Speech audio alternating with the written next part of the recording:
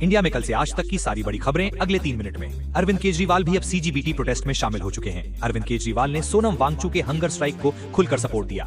सबसे बड़ी बात यह रही कि अरविंद केजरीवाल ने धर्मेंद्र प्रधान को हटाने की मांग की, लेकिन इससे भी एक कदम आगे बढ़ते हुए उन्होंने कहा कि सोनम वांगचुक को देश का अगला एजुकेशन मिनिस्टर बनाया जाना चाहिए। दूसरी तरफ डॉक्टर्स ने सोनम वांगचुक की हेल्थ को लेकर सीरियस वार्निंग्स दी हैं। पीएम मोदी पंजाब के जालंधर दौरे पर गए हैं। इस दौरान वो 5470 करोड़ रुपए के रेल और रोड इंफ्रास्ट्रक्चर प्रोजेक्ट्स का इनॉग्रेशन और फाउंडेशन स्टोन रखेंगे। इन प्रोजेक्ट्स का मकसद पंजाब की कनेक्टिविटी को और मजबूत बनाना और इकोनॉमिक ग्रोथ को तेजी देना है। सबसे पहले PM Modi Amrit Bharat station scheme के अंडर रीडेवलप किए गए 75 रेलवे स्टेशन देश को डेडिकेट करेंगे। इन स्टेशन को 1570 करोड़ रुपीस की लागत से मॉडर्न फैसिलिटीज के साथ तैयार किया गया है। उड़ीसा के पूरी रथ यात्रा के दौरान एक दर्दनाक हादसा हो गया। भीड़ ज्यादा होने की वजह से धक्का मुक्की हुई, जिसमें एक श्रद्धालु की मौत हो गई और कई लोग घायल हो गए। रिपोर्ट्स के अकॉर्डिंग लगभग 100 लोगों को सांस लेने में दिक्कत और भीड़ के दबाव की वजह से रेस्क्यू करना पड़ा। इमरजेंसी टीम्स ने उन्हें तुरंत टेम्पररी हॉस्पिटल्स और एम्बुलेंसेस के जरिए ट्रीटमेंट के लिए भेजा। बीजीएमआई ने अपना 4.5 अपडेट ऑफिशियली लॉन्च कर दिया है। ये अपडेट गेम की 5th एनिवर्सरी को सेलिब्रेट करने के लिए लाया गया है। सबसे खास बात यह है कि इस बार नारुतो, स्पाइडरमैन और फरारी तीनों कोलैबोरेशंस एक साथ गेम में आए हैं।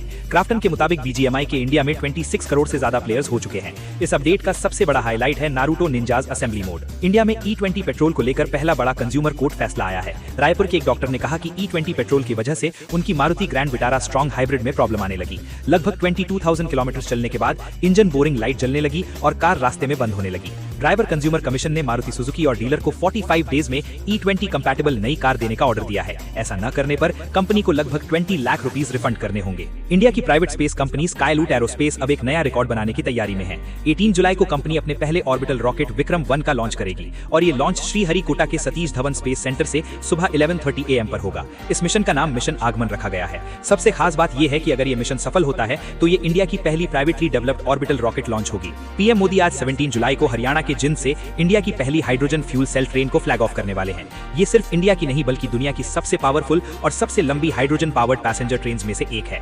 इस ट्रेन में 10 कोचेज हैं और इसकी पावर 3200 हॉर्स पावर है। ये ट्रेन पूरी तरह मेक इन इंडिया इनिशिएटिव के अंडर डिजाइन और इंटीग्रेट की गई है और ये क्लीन और सस्टेनेबल ट्रांसपोर्ट की तरफ भी एक बड़ा कदम है।